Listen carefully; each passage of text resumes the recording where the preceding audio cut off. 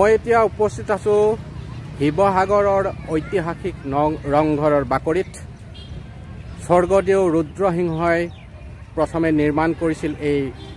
ৰংঘৰটো পৰৱৰ্তী সময়ত তেওঁৰ দ্বিতীয় পুত্ৰ প্ৰমত্ত সিংহই এই ৰূপ দিলে এতিয়া এক ভৈৰ্যবীৰ্যৰ প্ৰতীক হিচাপে চিহ্নিত হৈছে আহকচোন আমি ৰংঘৰ ভিতৰলৈ যাওঁ ৰংঘৰ স্বৰ্গদেউ ৰুদ্ৰসিংহৰ দিনত বাঁহ আৰু কাঠেৰে এই ৰংঘৰ নিৰ্মাণ কৰা হৈছিল পৰৱৰ্তী সময়ত তেওঁৰ দ্বিতীয় পুত্ৰ প্ৰমত্ত সিংহই এই ৰূপ দিলে আমি জানো আমি যদি ইতিহাসৰ পাত লুটিয়াওঁ তেতিয়া আমি জানিম যে এছিয়াৰ অতি পুৰণি পেভিলিয়নটোৱে হৈছে এই ৰংঘৰ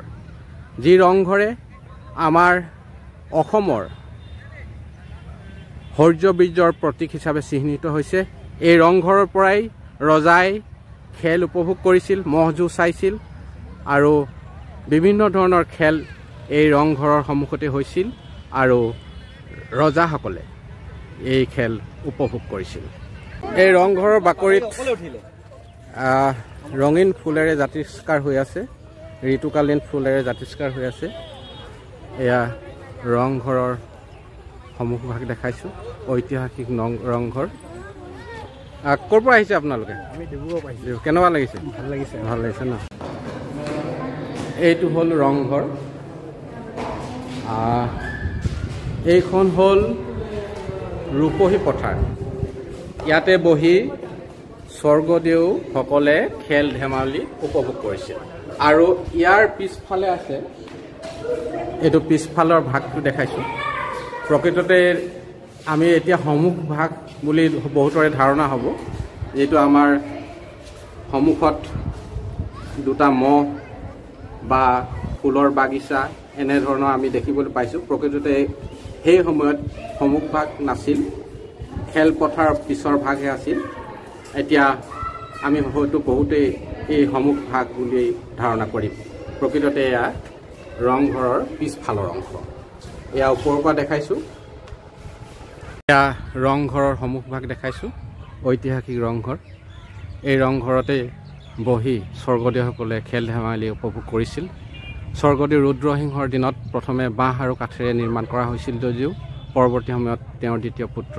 স্বৰ্গদেউ প্ৰমত্ত সিংহই আজিৰ এই ৰূপ দিলে যি ৰংঘৰক লৈ আমি গৌৰৱ অনুভৱ কৰোঁ এছিয়াৰ অতি পুৰণি পেভিলিয়ন হিচাপে চিহ্নিত হৈ আহিছে এই ৰংঘৰ কেৱল শীতৰ বতৰতে নহয় সকলো সময়তে পৰ্যটক আহে আমাৰ ৰাজ্যখনৰ বিভিন্ন প্ৰান্তৰ পৰা আহে দেশৰ বিভিন্ন প্ৰান্তৰ পৰা আহে বিদেশৰ পৰাও আহে গতিকে আমি এই ৰংঘৰক লৈ গৌৰৱ অনুভৱ কৰোঁ আমি ঐতিহাসিক এই সম্পদসমূহ আমি সংৰক্ষণ কৰিব লাগিব 300 বছৰ পুৰণি এই পেভিলিয়ন ঐতিহাসিক ৰংঘৰ আমি ওপৰলৈ যোৱা চিৰি দেখুৱাইছোঁ এই চিৰিয়েদি ওপৰলৈ যায় দুটা মহলৰ ৰংঘৰ এই ৰংঘৰৰ বাকৰিত কণমইনাহঁতে খেলি ভাল পায় এতিয়া তেওঁলোকে খেলিব এয়া স্বৰ্গদেউৰ অতি প্ৰিয় স্বৰ্গদেউসকলৰ মহ যুঁজ আছিল মহ যুঁজৰ প্ৰতীক সম্বলিত দুটা মহ ইয়াত তৈয়াৰ কৰা হৈছে এইটো দেখুৱাইছোঁ কণমাইনাহঁতে ইয়াত ফটো তোলে খেলে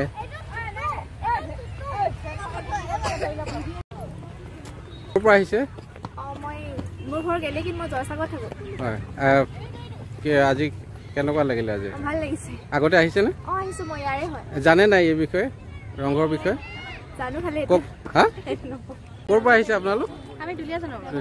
আগতে আহিছেনে জানেনে ৰংঘৰৰ বিষয়ে কেনেকুৱা লাগিলে ভাল লাগিলে উদ্যানত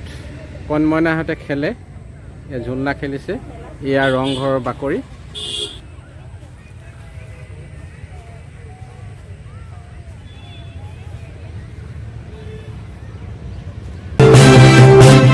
Trivtalk Assam. Please like, subscribe and share. Thank you from Trivtalk Assam.